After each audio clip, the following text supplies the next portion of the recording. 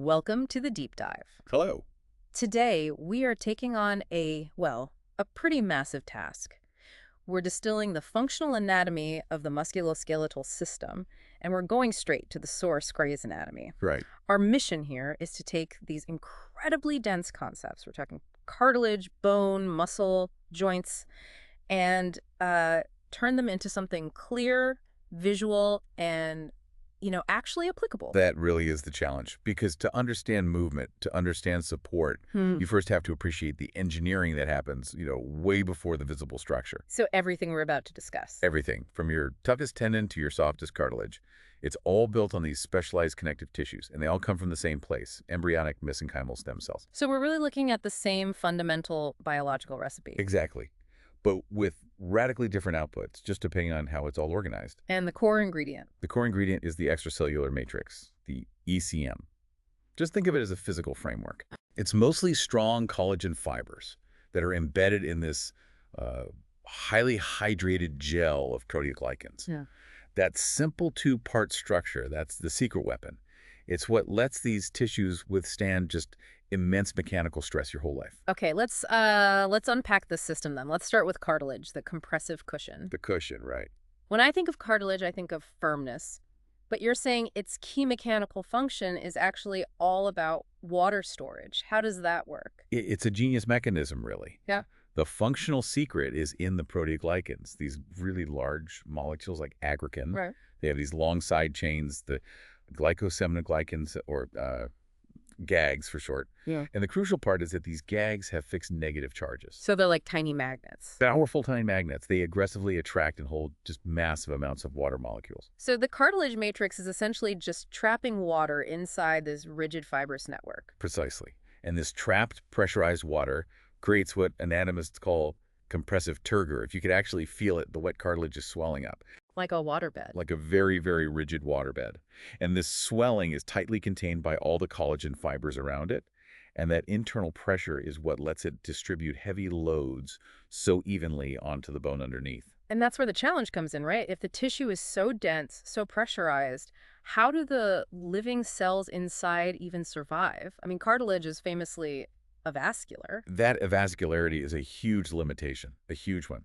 Since it relies entirely on diffusion for, all its nutrients, its thickness is severely restricted. We're talking a few millimeters max in adults. And the cells. The cells that make the matrix, the chondrocytes, they live in these little self-made houses called chondrums.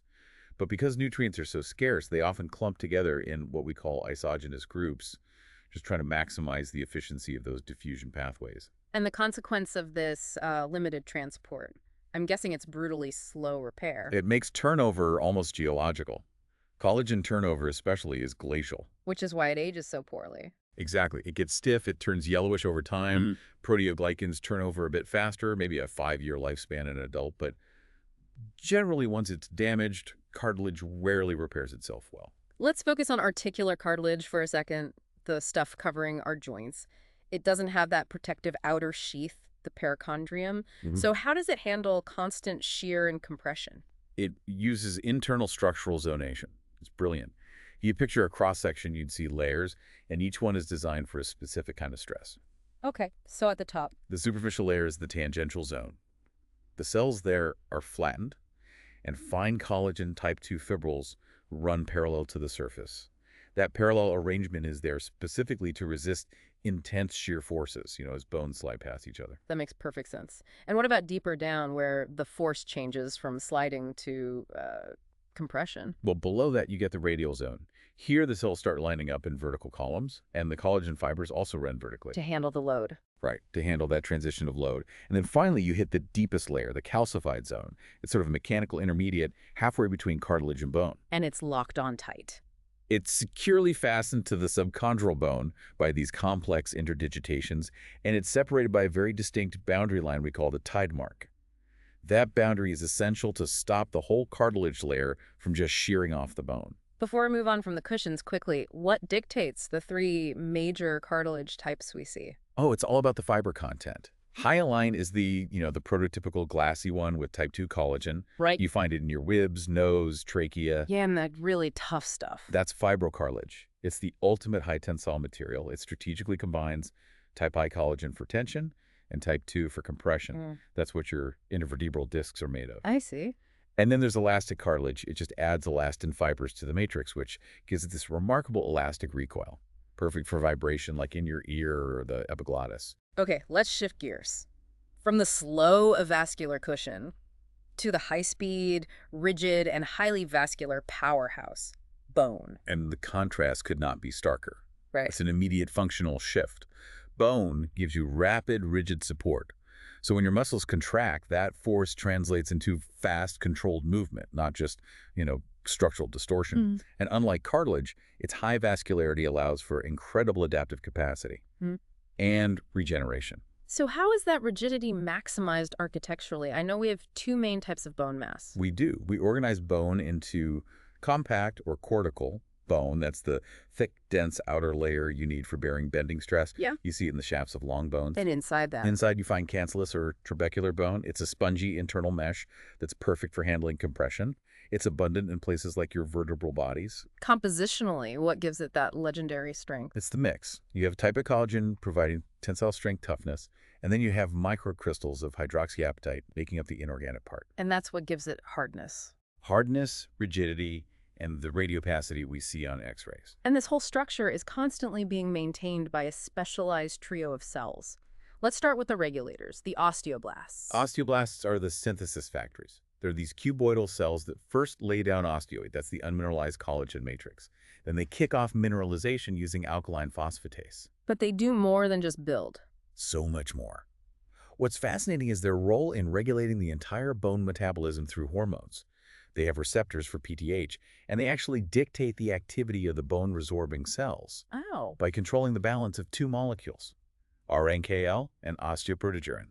Okay, let's pause there because that hormonal communication is such a critical insight. What do those two things actually do? Right, think of it as the body's volume control for bone destruction. Okay. RNKL is the signal molecule that activates osteoclasts, the destroyers. Osteoproteogerin, on the other hand, acts as a decoy. It binds to RNKL and basically blocks the activation signal from ever reaching the osteoclast. So the ratio between them is everything. Everything. It regulates the entire resorption-deposition balance. It's how your body keeps your bone mass stable or how it adapts to stress. Genius.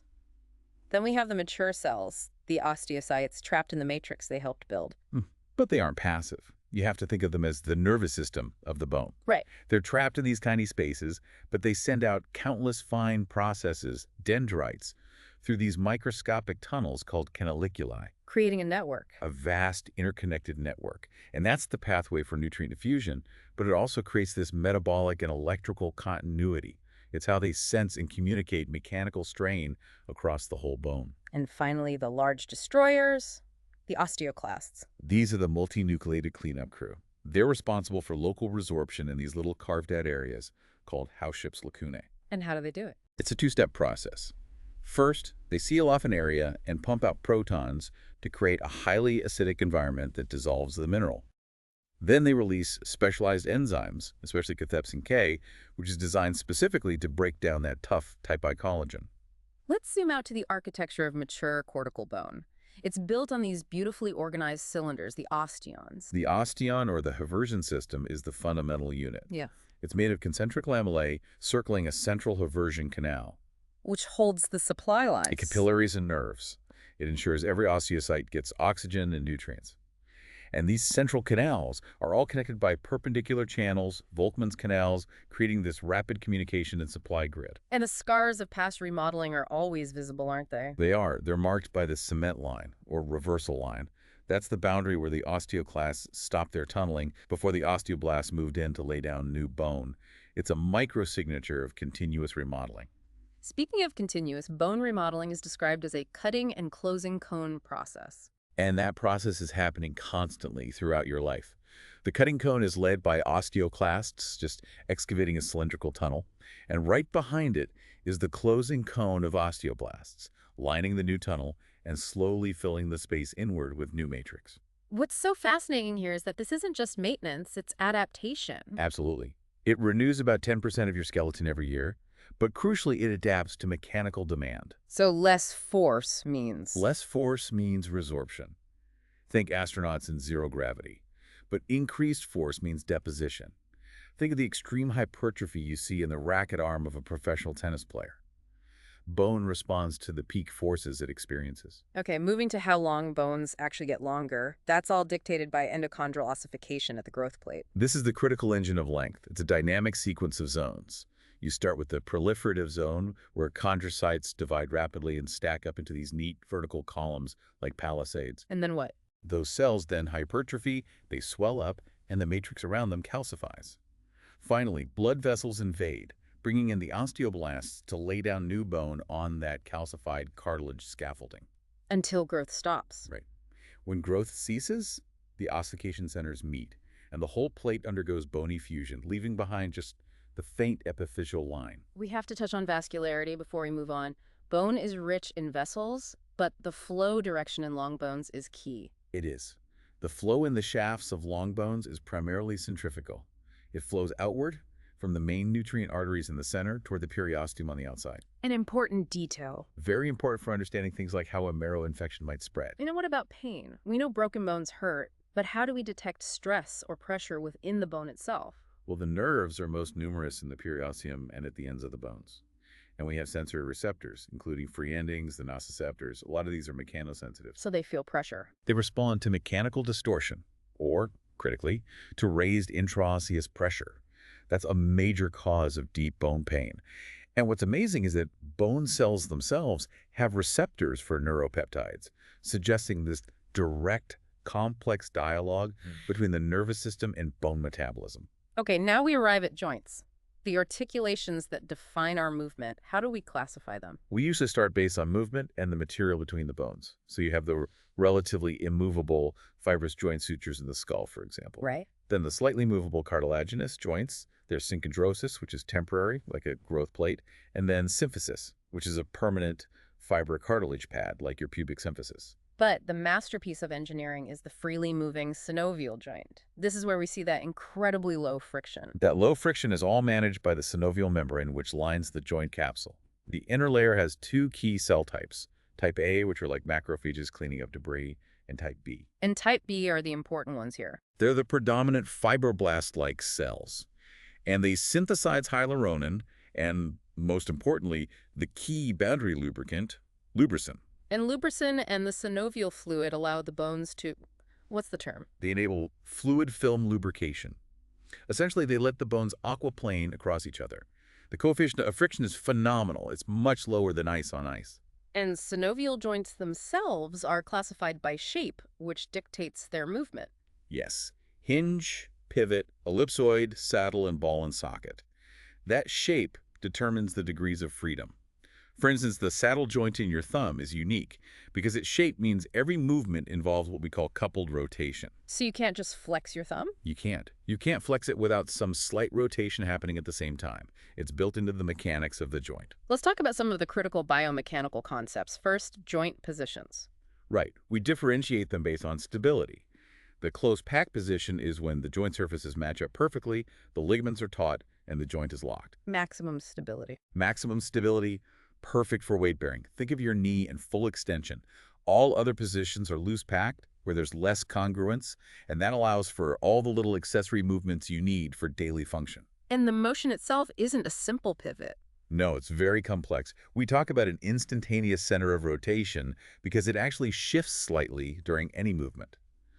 All normal joint movements are combinations of three fundamental motions: roll, slide, and spin. And you need all three. Understanding that complexity, that mix of roll, slide, and spin, is vital for analyzing both normal and abnormal movement. And finally, we get to the engines, skeletal muscle. And the foundational unit is the sarcomere. The sarcomere. It's the reading unit between two Z discs, and it's defined by this precise arrangement of thick myosin filaments and thin actin filaments. And holding it all together, preventing it from overstretching, is that massive protein, titin. Titin is incredible. It spans the half sarcomere, providing passive resistance. It basically gives the muscle its internal elastic recoil. So the contraction is just the sliding. The actual contraction is the filament sliding process, yes. An electrical signal releases calcium that lets myosin heads bind to actin and sort of walk the filaments closer together. And muscle architecture itself involves a trade-off, right? Force versus velocity. A constant trade-off. Strap-like muscles, where fibers run parallel, give you a huge range of motion and high speed. But pennate muscles, the feather-like ones with short, angled fibers, they pack in many more fibers. Look, it means more force. A massive total cross-sectional area, which means huge force potential, but with less range of motion. And the fiber types themselves reflect a metabolic strategy. Exactly. We have three major types. Type I are your slow, fatigue-resistant marathon fibers. Type IX are your fast, explosive, but quickly fatigued sprint fibers. And type IIA are the intermediates. And what determines the type? Crucially, the fiber type of a muscle cell is dictated by the specific motor unit that innervates it. The nerve tells it what to be. The force from all those muscles gets transmitted through tendons. Tendons are specialized for high tensile strength. Their ability to stretch comes from the wavy, crimped structure of the type I collagen. They're also shock absorbers. Phenomenal shock absorbers. They store and release strain energy during locomotion, which significantly reduces the metabolic cost of running or jumping. Let's conclude with the ultimate biological feedback loop, mechanobiology. The idea that everything we've just discussed is constantly adapting. It's the law of the system. Tissues sense mechanical strain, the osteocytes sensing fluid flow, the cartilage sensing compression. When loading increases, strain increases. Which signals the cells. It signals the cells to deposit more matrix. That increases stiffness, which eventually brings the strain back down to a normal set point. It is continuous, beautiful adaptation. And this leads us to that perfect everyday illustration of it, the time-dependent deformation we all experience daily. Yes, the principle of viscoelasticity and creep. It's deformation under a constant load. Your intervertebral discs, for example, they lose up to 20% of their water and thickness during the day. Just from gravity. Just from constant gravitational load. I guess that explains why I need my morning coffee to feel tall again. It's anatomically mandated. It is. That water is regained at night when the load is finally relieved. That diurnal height change, it just perfectly encapsulates the complexity we've explored. From the genius waterbed function of cartilage to the continuous cutting and closing inside our bones. It's just incredible engineering. And that continuous adaptation is the key to survival. We focus on macro forces, but pathology often begins with micro damage. A small, local injury reduces compressive stress resistance, creating a weak spot that just progressively degrades over time. So adaptation is everything. Continuous, balanced, microscopic adaptation is what keeps the entire system functioning. That was a phenomenal deep dive into the anatomical basis of support and movement. Thank you for joining us, and until next time, stay well informed.